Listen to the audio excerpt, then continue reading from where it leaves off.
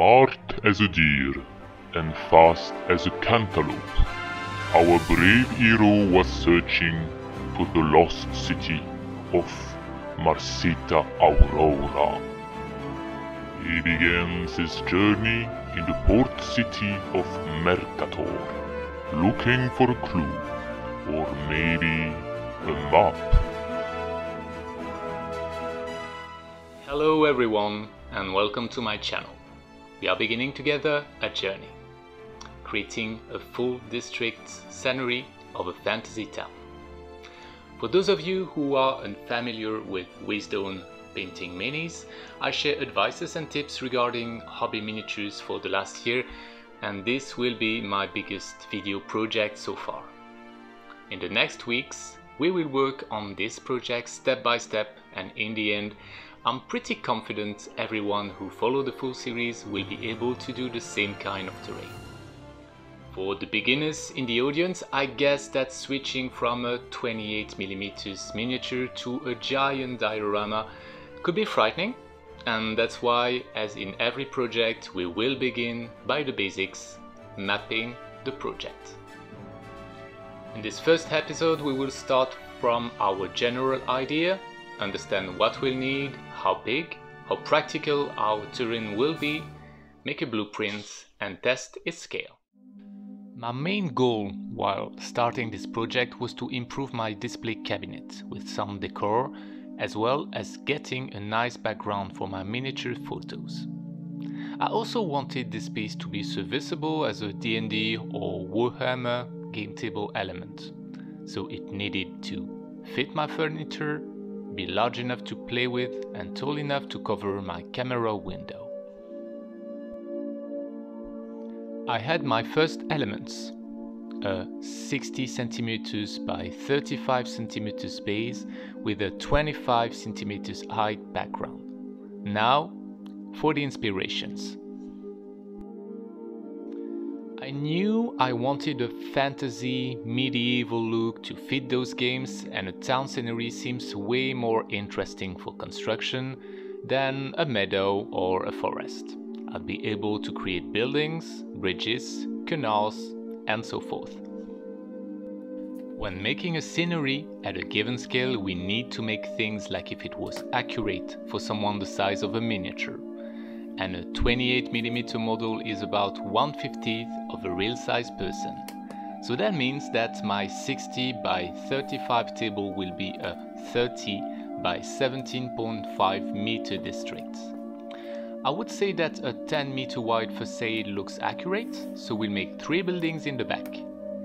I also didn't want my terrain to be dead flat, so I decided that I would make a winding canal in the middle of the set to make it look more interesting and create a better gameplay if you cannot access every place in a straight line. My canal will be 3 meters wide and 2 meters deep.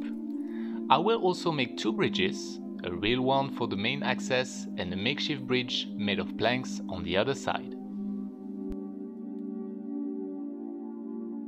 We have now those 2 big areas that need some dressing. The south side of the map will be grassier, so I will make a tree in the area. And on the pavement side, something a bit more structured, maybe a statue or a fountain. We'll figure it out in the process somehow.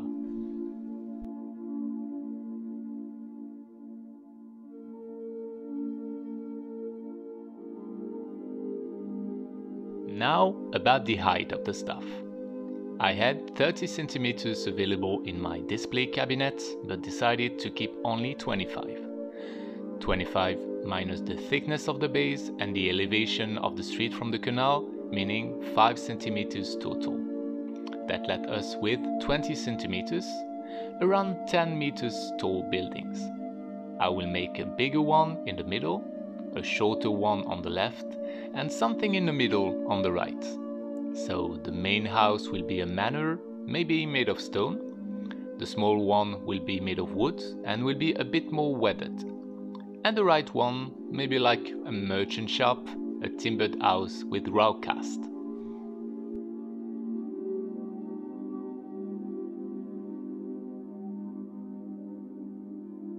When I decided to launch the project, I was visiting the south of France and fell in love with the medieval district of Cahors, and took a lot of pictures of the facades to gain some accuracy on how buildings were made in the 13th and 14th century in Europe.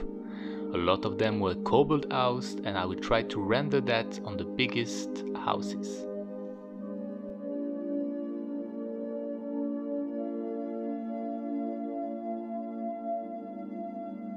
Before getting to the doing, I wanted to be sure that those scales look relevant with miniatures, so I decided to create a kind of rendering in a house design software to see if my place doesn't look too big or small for models. Of course, it's not a medieval house design software, so I was a bit limited, but that scale looked decent. I can see that there is enough space for a skirmish game as well as an RPG town session.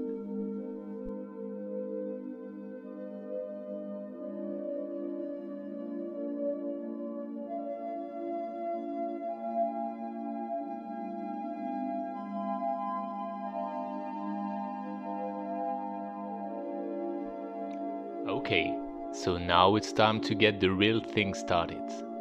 I will base the terrain on a 10mm foam board and the background with a 5mm foam board.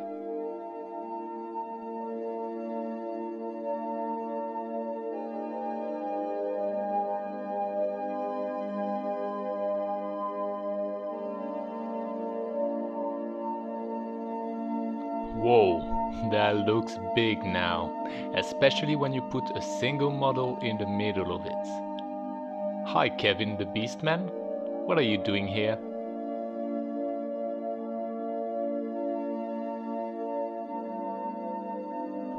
For this stage, the last thing we will do is place our main lines and markers to check the scale and placement. This way we'll be able to use those measures in the next steps when we need to cut our pieces.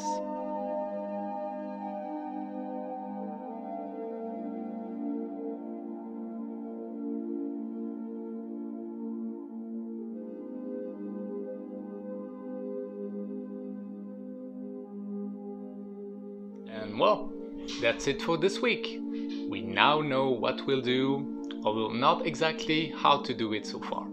But don't worry, we have plenty of time to check it out. Our next episode will be about the ground, how to create a landscape, cobblestones, and maybe as far as the bridges. I hope to see you all for the second episode of The Quest for the City of Marcita Aurora. Until then, take care, good painting to all, and see you all again soon.